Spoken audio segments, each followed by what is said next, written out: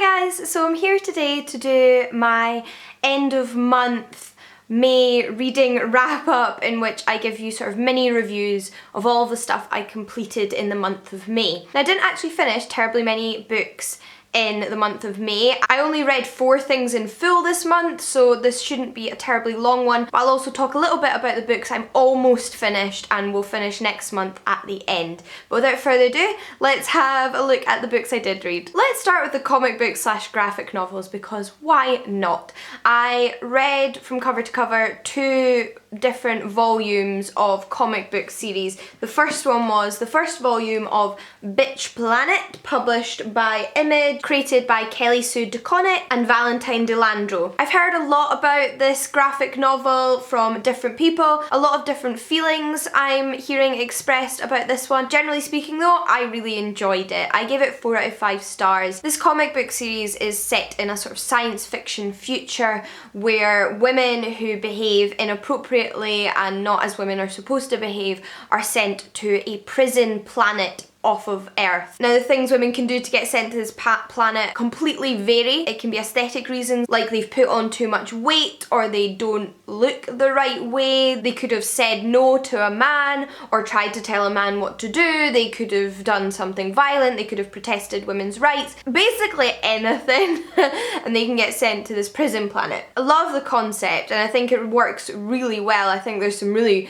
powerful, punchy moments in this graphic novel and it tackles all in a really fun way. It's quite abrasive and in your face. There's nudity and violence in this graphic novel, but it really does take issues in our contemporary society and just blows them up in this science fiction world to kind of really examine them. About halfway to 2/3 of the way in though, a plot arc begins, which is going to continue into the rest of the volumes, which I'm not gonna lie, is a complete rip-off of The Longest Yard, which is a film. Actually, it's been made into film a couple of different times. This is such a rip-off of that plot. I mean, that's not the only plot element in this book, it's only one strand, and I can see why they're using it, but it's definitely not original. If you've seen The Longest Yard, you probably know what I mean. And it didn't terribly bother me, but it definitely made me roll my eyes, so I had to mention it here. And generally speaking, I would recommend checking this one out. I'm sure it's not for everybody,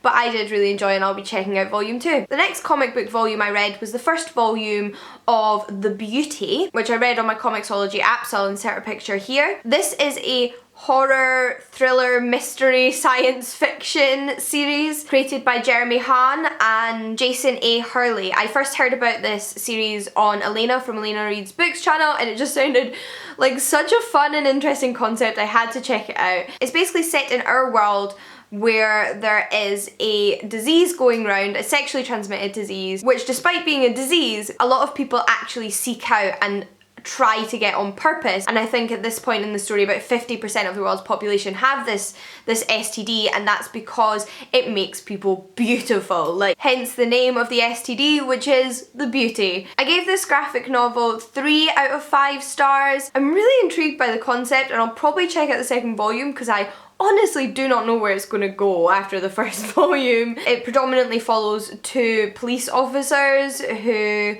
original position is to deal with beauty related crimes, and they start to uncover that the beauty is actually causing people to die, and then there's lots of conspiracy theories and blah blah blah blah, what you might expect. No spoilers. It's definitely creepy and quite viscerally I feel like if you liked graphic novel comic books like The Witches, which I've read the first volume of, then you'll really like this. In terms of horror graphic novels and comic book series, I definitely prefer something like Lock and Key, but this is good fun and definitely has those kind of unsettling horror elements to it. The next book I read and finished was You Can't Keep a Good Woman Down by Alice Walker. This is a collection of short stories that predominantly deal with sort of intersectional feminism and black women's rights, the specific difficulties they face and the ways that women's rights movements have let them down and the ways in which black rights movements have let them down. And this book was so powerful. I really enjoyed it. It's quite a discursive political collection. Some of the stories are more plot fueled than others, whereas others are more directly trying to get into the nitty-gritty of a specific issue through the use of fictional characters and have less plot in that way, but examine characters dealing with these issues of race and gender. All in all, I gave this short story collection 5 out of 5 stars.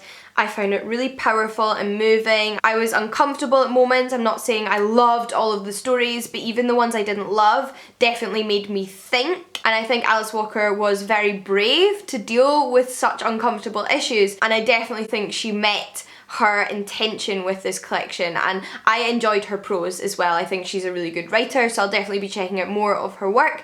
But if you'd like to hear more about my thoughts on this book, then please check out my review, which I'll link down below. But the last book I read this month was a little bit more lighthearted fun, and that was a YA apocalyptic novel called The Fifth Wave by Rick Yancey. I listened to this one on audiobook, so I'll pop a picture here, but this is just pretty much your typical good, fun, young adult apocalyptic novel. It follows our main character Cassie, who's a 16-year-old girl, when aliens come to Earth and start to eradicate the human beings in different stages, which are called the waves. For example, one of the waves is a new form of bird flu which takes a hold of much of the human race and kills them. This was a really fast-paced, fun action book with a cheesy but fun romance, and I really enjoyed it. I don't read a lot of stuff like this, so this book was just so much fun to read. But what also made me appreciate the book as a whole was that throughout this I felt like Rick Yancey was highlighting important issues like our treatment of one another as human beings. This book, like any good apocalyptic or dystopian novel, pulled parallels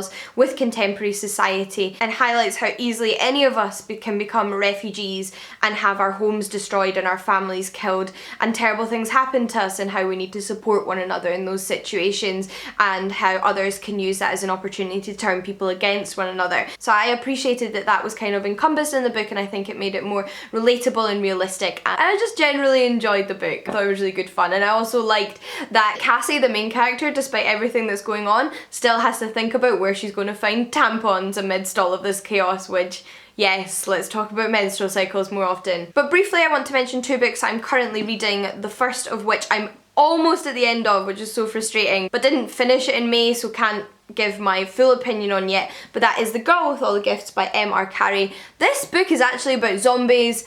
I didn't know that. Like, you find that out really quickly in. It's not a secret, but I just did not know that when I started this. Despite that though, I love this book, and I did not think I liked zombies. At the moment, it's definitely straddling a 4 or 5 stars for me, and which one will be decided once I finish the last 50 pages, but all in all, would highly recommend. And the book I most recently started, which I'm about a third of the way in it to, is Galapagos by Kurt Vonnegut.